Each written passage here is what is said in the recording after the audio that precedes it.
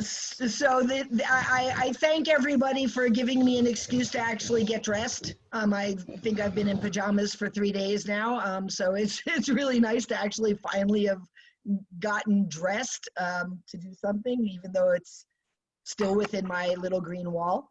I'm going to share my screen so that we can see the PowerPoint. And the goal of this being a workshop. So I want to see how I'm going to see the chat comments because I'm not seeing them right now. Beth, can you type something in the chat just so I see if it pops up? There we go. Okay, so let's see if I can put that in a place where I can actually see it. Fantastic. Okay, great. So the challenges of wanting to continue having relationships with our current students, I'm not 100% sure that I can address the how do you build a fully online ESD program.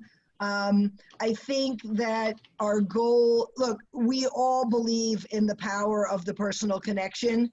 So, and we never want to make ourselves obsolete.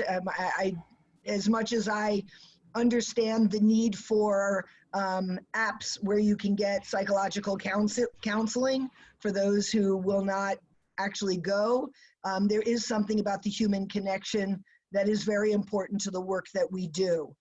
That being said, in this complicated time, we need to be creative, one, to give platforms for people who want to have conversations about feeling safe, and tools or games to play with them in order to allow the conversation to work a little bit like we do when we're running a program with them sitting in the room with us. So while we're not going to fully be able to fix that issue, there are things that we can do, I believe that we can do in order to make things a little more humane as we get through the next couple of weeks. Yudit's audio is breaking up some. There is going to be problems of Wi-Fi for everybody and internet for everybody.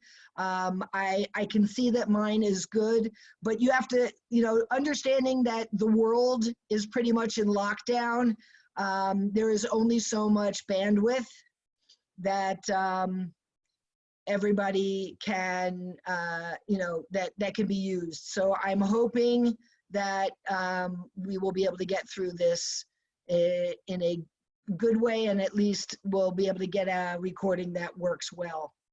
That's the hope. So on that note, think, yell, run, fight, tell.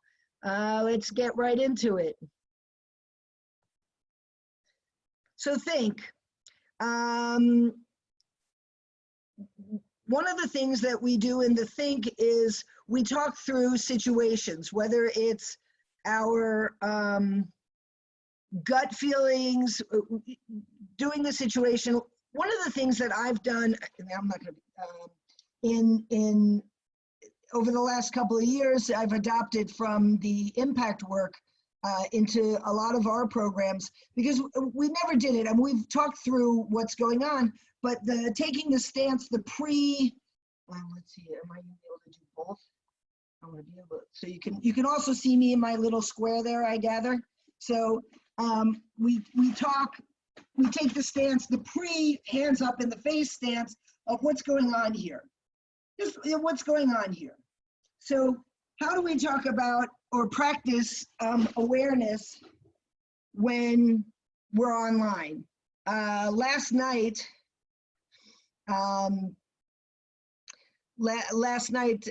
during we had a party on Zoom just to be social and have fun with people.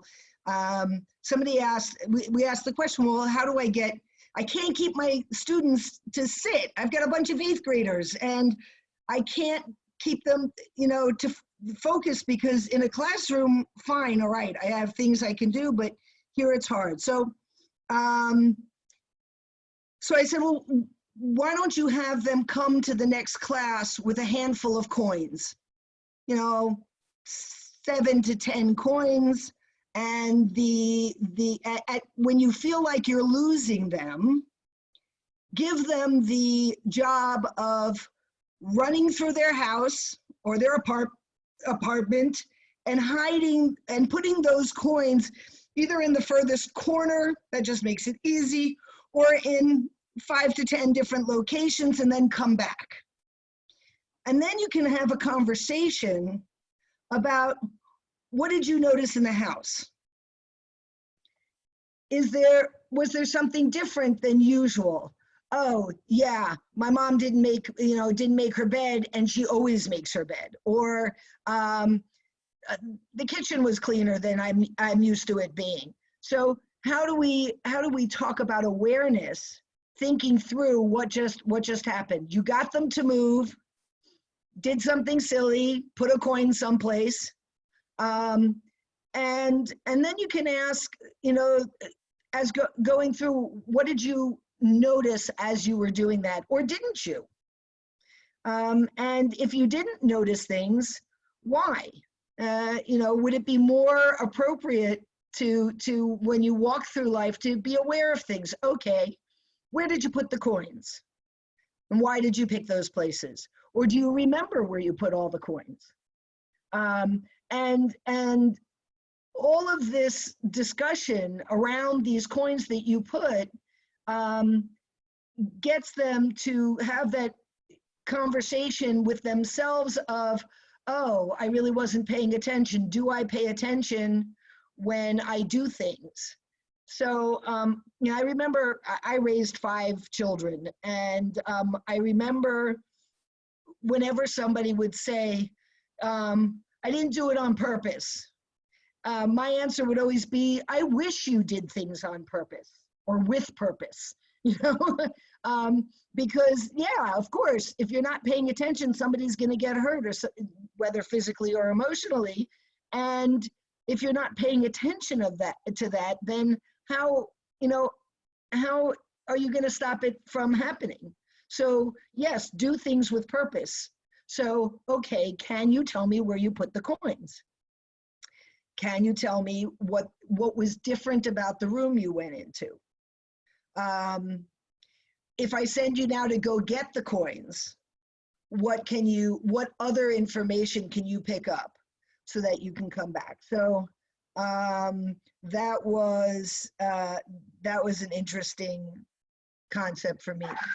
I then today, hopefully you'll be able to see this too. You're going to tell me if you can still, I think I shared my screen and not jokes.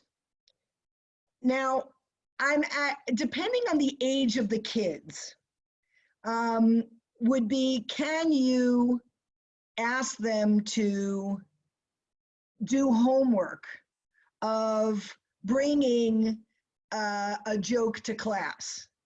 The only caveat I have there is the joke might be so horribly off color that you're going to have to deal with that. So if you give guidelines and you can trust students that they're going to bring something that's sort of okay, then let's see.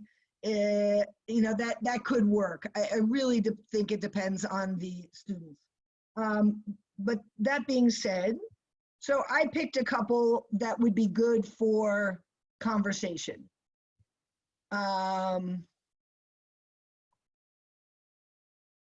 Right, so here we go. A police officer jumps into his squad car and calls the station. I have an interesting case here, he says. A woman shot her husband for stepping on the floor she just mopped.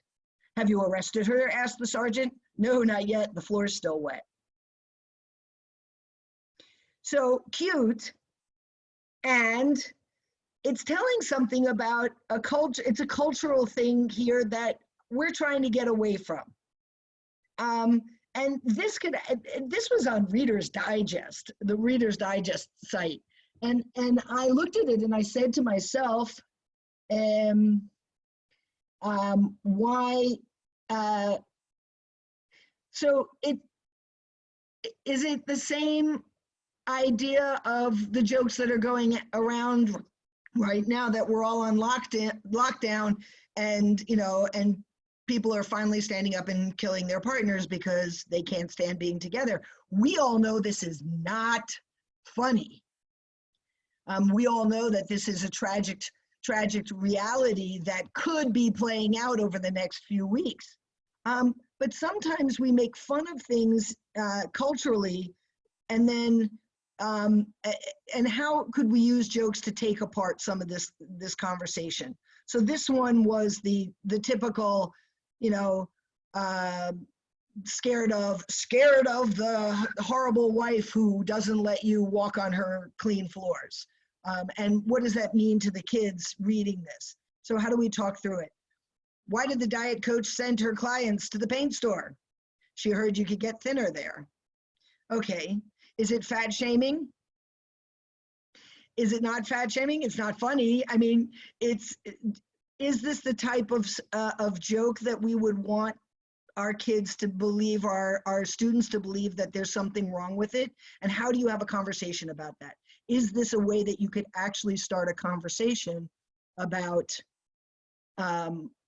bullying or being mean to people? The thinking through what, when I tell a joke, how does it affect people? Let's see.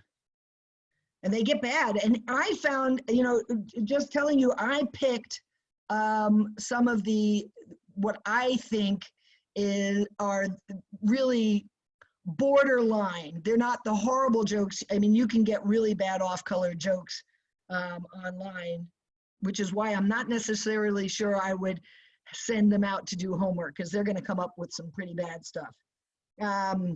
Lawyer's driving a car in the street, and instead of stopping at the stop sign, the lawyer slows down. A policeman sees this and pulls the car over and asks the man why he didn't stop at the stop sign.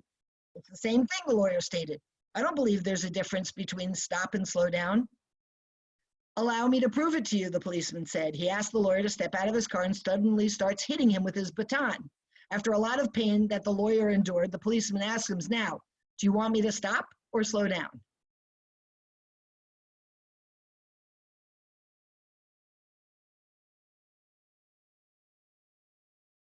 Can this be part of can this be part of a conversation? So again, we want to understand, we want behavior to stop. What's the difference? Well, okay, I'm not touching you. Well, but you are touching me. You're just not touching me violently, but you're touching me. The difference between, and is that something you could use for conversation? So yes, the horrible one, and this, if we want to have a conversation about disability and thinking through how we do things, I took away my ex-girlfriend's wheelchair. Guess who came crawling back to me? I mean, if you, teenagers, misogynistic, and everything that's wrong in the world, just in those two lines.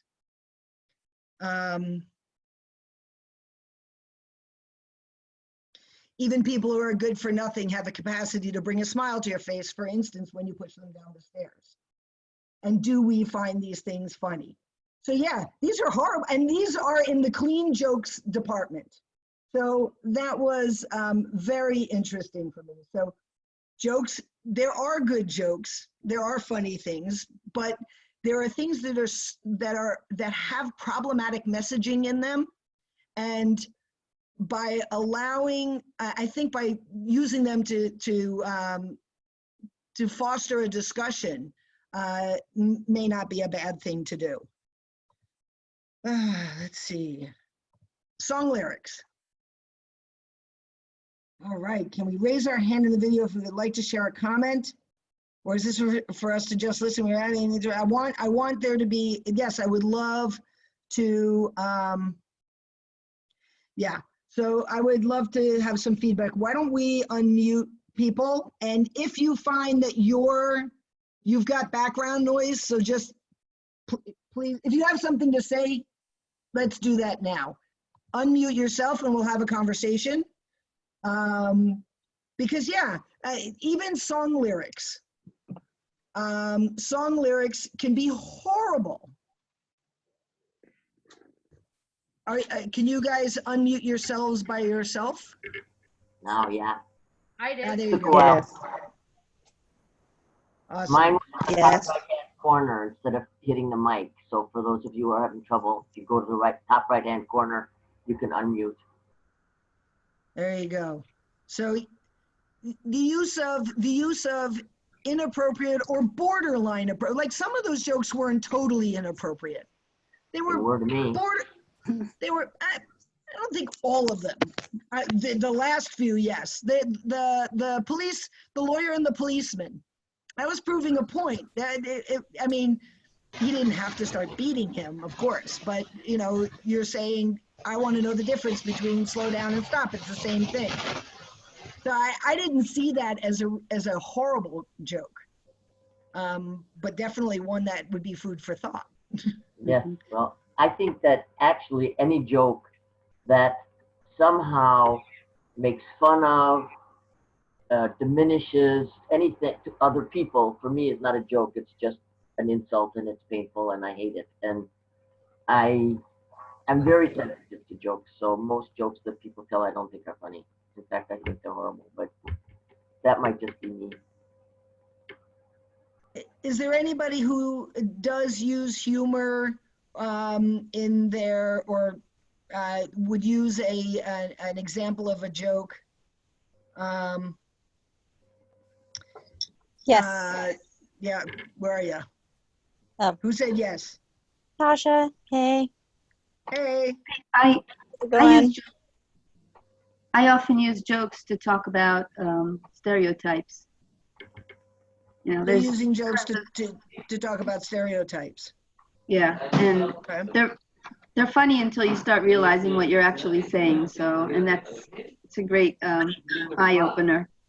Yeah.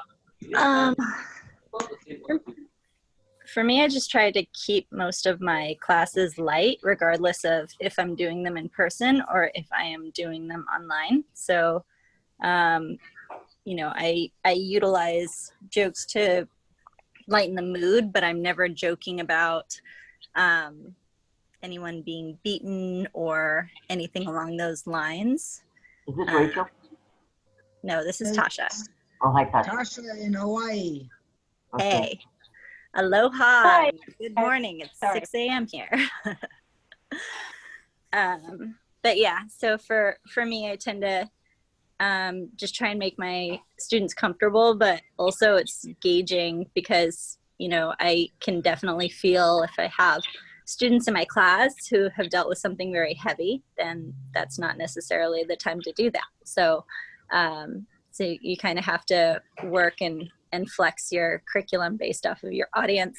For kids, I try and make it, you know, very fun and upbeat, that kind of thing, and then really kind of switch things up every 60 seconds or less because their attention span's very short. Right. So here you're trying to keep their attention online. I mean, that's the goal here is how do we use some of the work that we do in a classroom and make it appropriate for doing the same types of things online. Yeah, Anne wrote that she would not send them out to find jokes. Now, if to me, that would be an age thing, because if I had a bunch of 16, 17-year-olds where I'm okay with them bringing something that's really off-colored, because then we can have a conversation about why they picked that or why they thought it was funny. But for sure not a 11, 10, 12, 13-year-old who is going to end up finding things that are really inappropriate, and I wouldn't want to expose them to that. So to me, that difference, just like we say in most classes, it really depends on who's in front of us. So not everything we're going to talk about today will work for every group. It never does. A lot of it needs to be moderated based on who they are. So we just wrote something about using songs and video clips. And that may actually be a good way. And once upon a time ago, many of you who taught in the 80s and the early 90s, we used videos a lot. You know, there were a lot of, you would show a clip and talk about what's going on in that situation. So you know, could that be an appropriate way of working online? Sure. The problem with working online is you know, if I feel like showing a clip is going to make somebody upset, is going to trigger them, I can't really handle that being so far away. So bringing material that is food for, I would call it food for thought rather than needs to be unpacked. And how do we make the decision what is closer to food for thought so that we can stir up a conversation, and what might be so in your face that it could be triggering to some of the people in the room. And that's going to be a tough call, if you ask me. Mm-hmm. I'm going to go back to the screen. What do we have here? So song lyrics. Are there songs that you could pick where you could go through the lyrics and say, hey, what's going on here? So I think that would be homework for you. Find a song that is popular, that isn't the worst. I mean, I'm not saying go look for some of the, you know, really raunchy, horrible, terrible, misogynistic rap stuff. But a song that may be giving a message that doesn't feel like that's what we would want our culture and community to be living by. So again, not triggering, but food for thought. Is this something that we shouldn't be listening to? We shouldn't like this song. We shouldn't want people to be humming those words. Yes. And maybe even asking the question in a think way, are there songs or performers that you don't listen to because of them, because of their words, because of the message? So have students already made decisions about, yeah, I really don't like this because, and then how do we encourage that? How do we say, okay, and what if somebody's playing that song? Are you gonna say something? Like now you can do a, would you step up and say, hey, that song is really inappropriate, and can we practice what would you do if somebody started playing a song at a party that you were at and it was really not appropriate? How would you negotiate going up to them and saying, please change the song? And would you feel comfortable doing that? And that's something that could actually be practiced. That type of scenario can be practiced. Oh my, the comments are going so fast. It's hard to keep up. There are a lot of people out here and I'm very excited about that. This is all great stuff. We're gonna figure out how to cut and paste that into a document. Anybody else have an idea of the thinking part of things? I mean, clearly we could say a book. Is there a children's book that an older kid could bring or an adult could bring to talk about the message in that book? I know that many people like The Giving Tree. I think it's horrific. Because it's everything that we're not about. It's, give until you have nothing left to give and have no, to somebody who has no appreciation for you. So So to me, taking that apart and talking about it is, okay, well, what's the message happening here? Is it good to give? Yes. Is it good to give to the point where there's nothing left of you? No. Okay. So how do we do that? Any other ideas of what could be done just on the think piece before we? You could do like a red light, green light, yellow light, the scenario-based one for kids to kind of think about, or adults, it doesn't matter. Think about different scenarios. So you could put together a scenario, say it, and then ask them what they think. So get them engaged that way. Fantastic. So for scenario work, I have my 3 markers. And this can actually be done by vote. So we can talk through a scenario. This is what's happening. The person is, following you. Your friend meets you after class, every class, and runs and walks you to every class of yours, and you're never allowed to walk by yourself from class to class. How do you feel about that? So you get to vote. Oh, I'm feeling good about that. Shows my boyfriend loves me, right? Yeah. I'm not so sure I love that, right?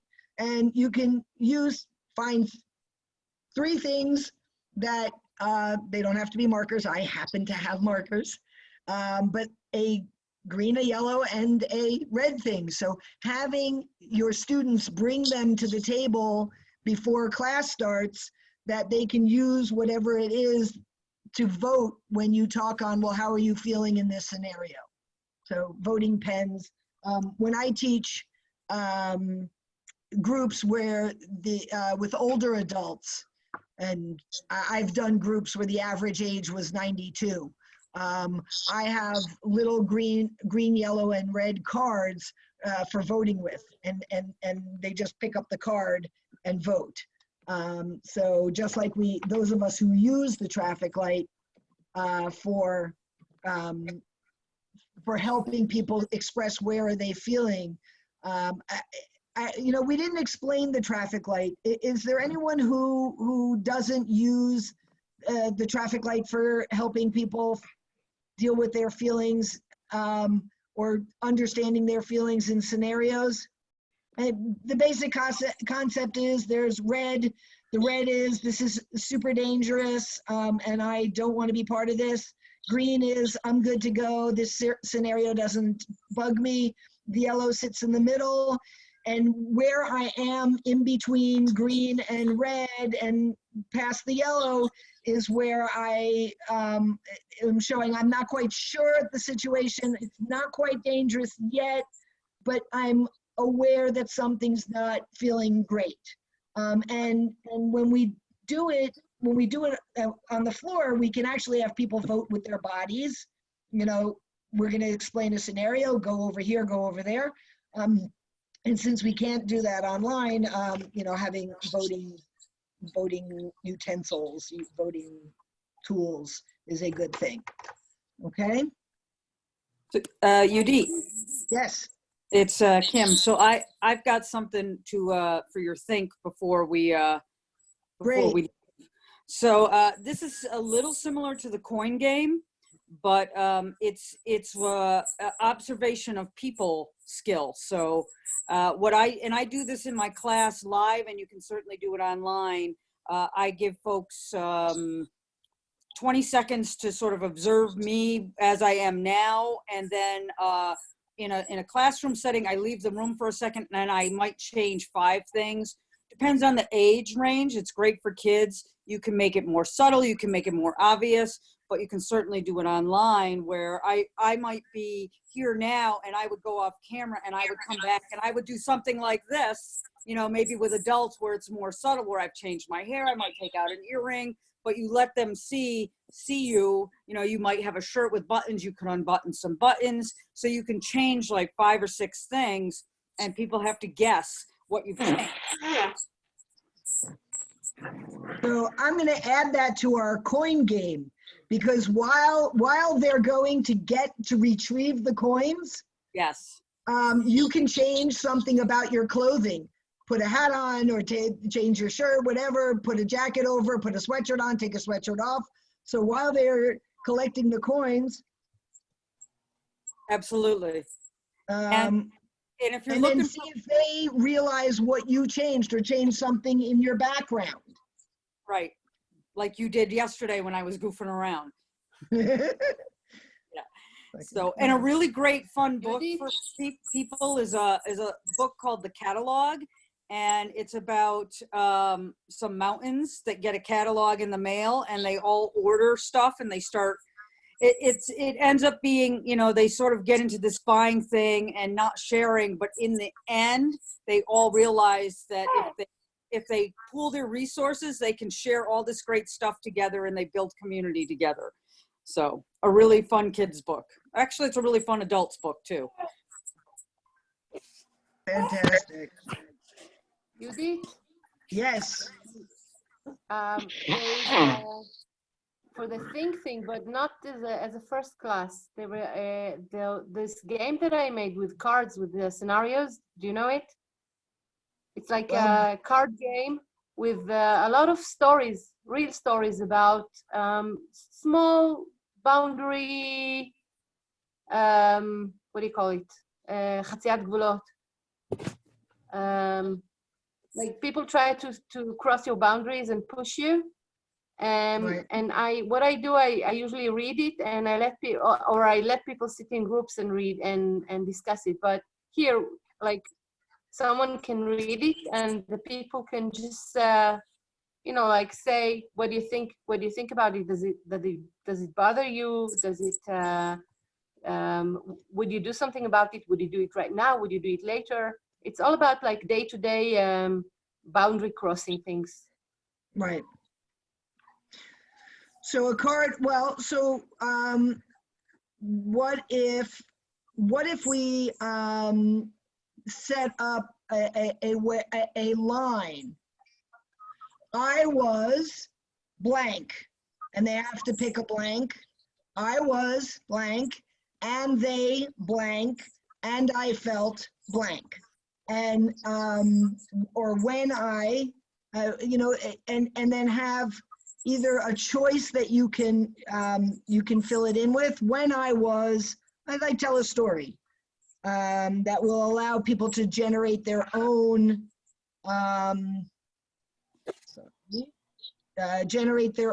scenario. So we're gonna go back to here for a second just so I can write this. Oh, silly me, write this down. When I was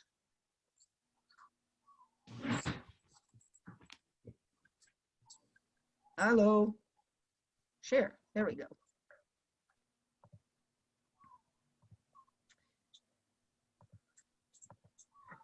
When I was blank,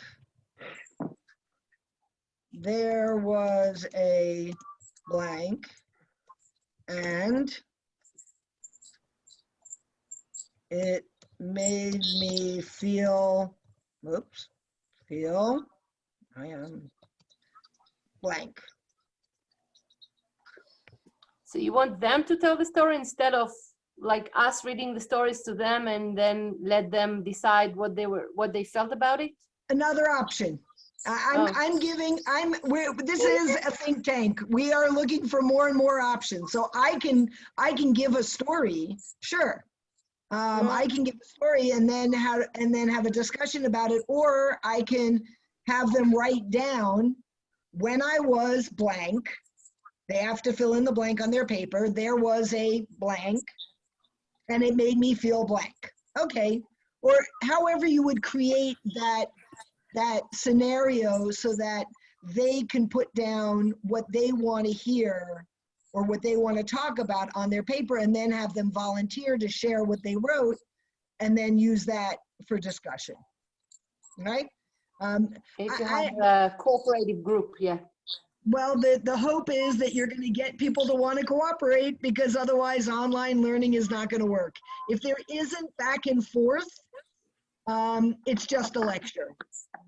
So I'm always looking for ways to have back and forth, to give them to not make it so hard that they have to be creative on their own, but that we can help them with the once upon a time, and you could write out a more elaborate once upon a time, put it up on your shared screen as PowerPoint, and have six possible blanks that they fill in, and then just have them fill in the blanks, and then ask for a volunteer to read the story with what they filled into the blanks. And then you can have a discussion about that. Does that make sense? I think that's a lovely idea. Yell. All right, so I highly doubt that. Can you just wait a sec? Whoever's got their child, can you just mute yourself?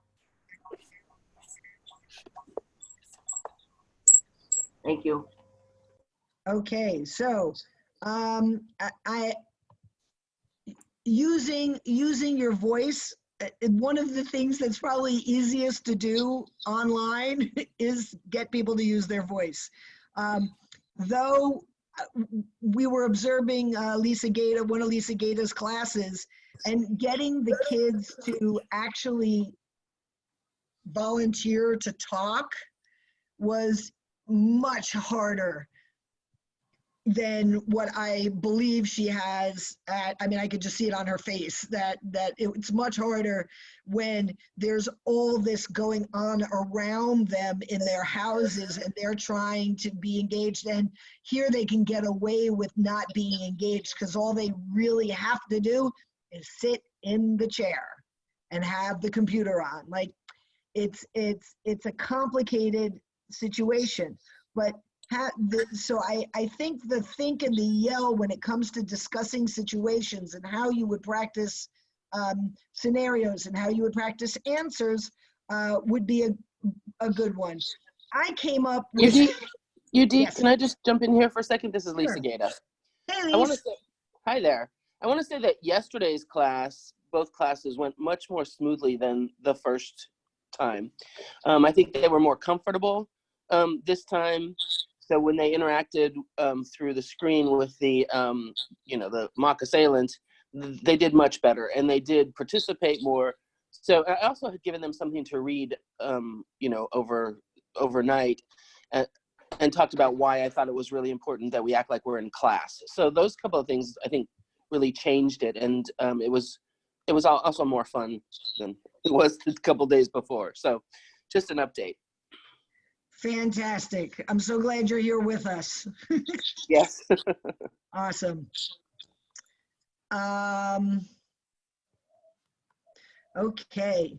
So the think and talk, there's going to be a lot of think and talk going on and different ways of doing it. I think y'all run, right? I'm going to go back to, but does anybody have something that I mean, you can do all of the, the vocal stuff. We do a getting used to your voice. It's a speech exercise that I learned when I was in high school a million moons ago. And it goes like this: open your mouth, drop your jaw, thrust your tongue. Open your mouth, drop your jaw, thrust your tongue. Open your mouth, drop your jaw, thrust your tongue. And it's a warm-up for voice, and it's super silly, and you feel really uncomfortable doing it. But a lot of the work that we do is helping people navigate through doing things that make them feel uncomfortable. So using some sort of, silly vocal thing, growl like a bear, roar, roar like a lion, roar, giggle like whatever, giggle like a hyena. So letting people do things that are silly to exercise the embarrassment muscle, right? Because if we're embarrassed all the time, doing, just saying, hey, don't do that, or you're standing too closely, I want to help them practice not being embarrassed. So if I can do that by getting them to use their voice in a weird way or make faces, one of our one of our exercises is walk around the room, clap, everybody turns to the person closest to them and holds a 5-second weird face. So you hear the clap, you go, and you gotta freeze. And then you go on, and then you got another clap, right? And in theory, you could do that here too, especially if you've got everybody in the frame where you can see what's going on. And I would just have fun print screen, do a print screen on a couple of those face things, and then feed it back to them and say, okay, how did you feel doing that? That could be fun.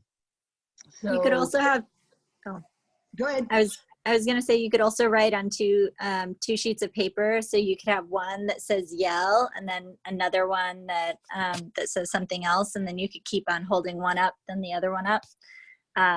So then it goes back and forth, and then it puts them on. So they have to respond right away. Oh, that would be cool. So wait, I'm going to turn this into pop. Repeat that again.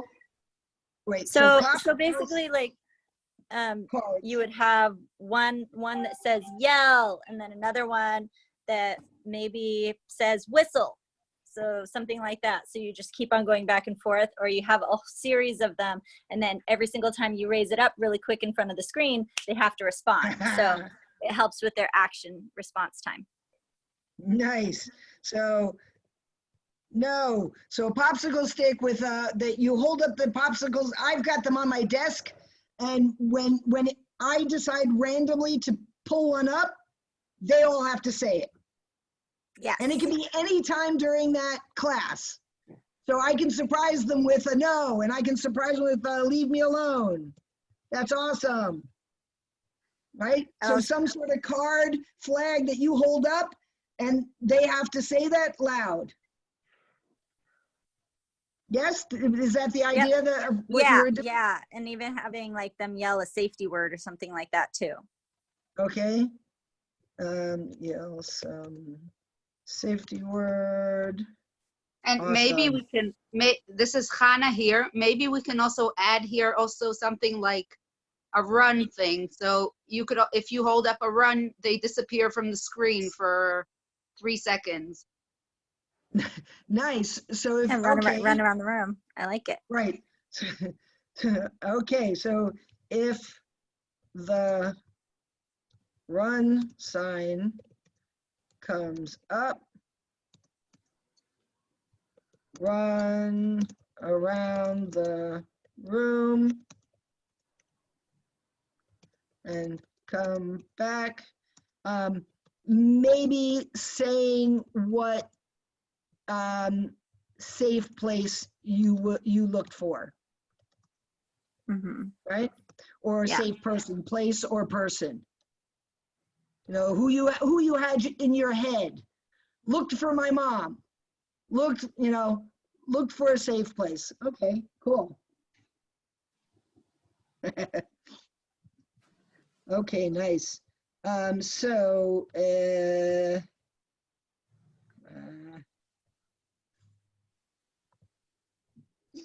Games that exercise the embarrassment. You guys don't remember, just keep in mind that I don't speak English. Funny faces. Okay, great. Something wrong there. Okay. Yes? Nice. Yes, we did the, so we have an ABC game. So sometimes we found that it's hard to get students to want to be the aggressive person so that the other person can set a boundary. So we made up a game where we just say the alphabet and get angrier and angrier from the beginning to the end. That totally would work on an online program, just going from A, B, C, D, E, F, G, H, I, J, K, L, M, N, O, P, and get louder and louder. And we've now done it, so we did it as an exercise to get people to be angry so that you could be the person to set a boundary too. but we could also do it to get stronger. And we also added this last summer, going from what, we're gonna get me to move here for a second. You all see me? I'm gonna get rid of the share. I'm gonna get rid of the share. There we go. Okay, so. Nice shirt. So starting from here, right, kind of, and going A, B, C, D, E, F, G, H, I, J, K, L, M, N, O, P, Q, R, S, T, U, V, W, X, Y, Z. That works. That's awesome.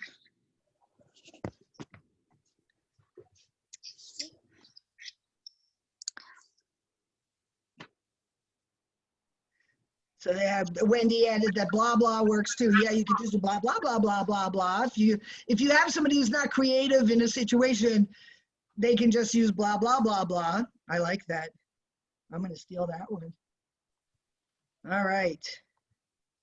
Thank you. I've got 10 minutes here. Oh my gosh. Right, we have this set for an hour, so I'm trying to get through here. What's next? Think I'll run. When would you run? So I put the traffic light voting, this traffic light voting here as a way to talk about when would you run. And that would be me saying a scenario that when I get to a certain part of the story, I want them to pull up their red thing and go, run, run, run. I want you to tell me when I should run, when you should run, when the person in that story should run. So giving them just to, at what point do you feel that this is now I would run, and telling the story in that way. Yes. I was just thinking that also you could have in different areas, if you were able to talk to the parents, or if it was an adult, you could have different areas to run to strategically inside the room. So you'd have signs, and then you give them the scenario, and then they choose where to run to. Okay. Yes. That would work too. All right, can we talk about how to use the breakout rooms, etc. online? I wish we could, but I have never used a breakout room. So I'm not going to be the one who can answer that question for you. So we're going to have to get back to you on that one. I got to learn more about the breakout rooms.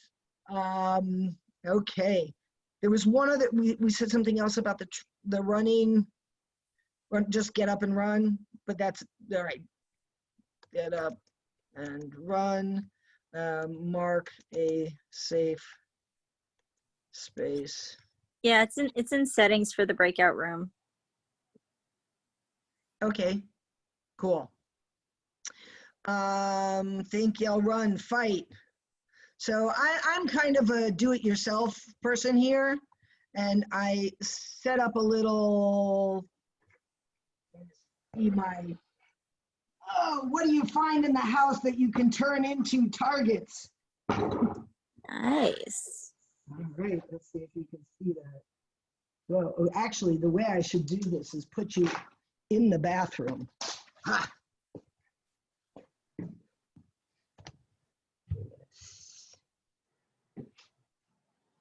Somebody, one light has to go off. Let's turn this off. Let's see if that works. You see, so we've got eyes.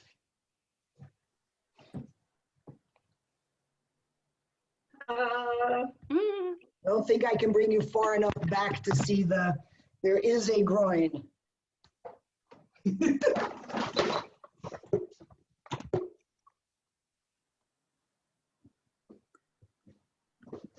There are eyes. Eye strike. Palm heel. So we've got our eyes. Two little CDs, because nobody uses CDs anymore. We've got another CD that if you plant on the bottom of the CD corks, You can get it to lay flat. So we got a nice little flat one. So I've got a knee strike. Isn't that fun? Knee strike. And all it is some yarn and some old CDs. Double palm.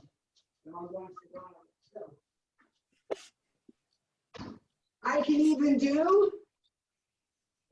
do a elbow.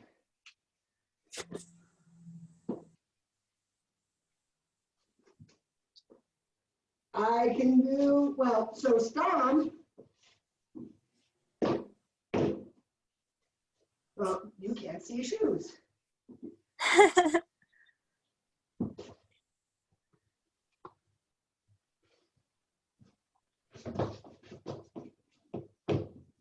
We've got a stomp, stomp, elbow. Yes? Little creativity. Suspending tennis balls, like a network of tennis balls works well too, and you can like grab flesh. I was thinking about tennis balls, and then unfortunately I didn't have any in my house, and I had to become a little more creative. But the fun thing about tennis balls is it's a tennis ball, but it bounces a lot harder and it comes back and hits you in the face. So the nice thing about the CDs is if they hit you, it's not a big deal.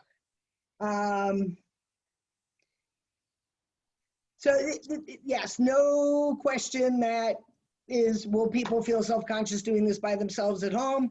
Maybe, and maybe you could get them to figure out how to do a, arts and crafts project. We're gonna figure it out. I'm pretty sure that we could do things with balloons also, hanging a balloon or whatever it may be. Balloons pop. Not everybody likes balloons. Just like there are people who don't like clowns. So I think you'll run, fight, tell. The honest truth is most of what we're going to be talking about in the next few months are being there, being supporting community for our students, so that they can tell us what's going on with them and help them, I help them figure it out for themselves. What do they want? And to me, that's the most powerful piece of the work that we do in empowerment self-defense. I can imagine if I ask people to raise their hand, how many of you absolutely hate the question, well, what should she do if? Hate it. Because I can't tell you what she should do.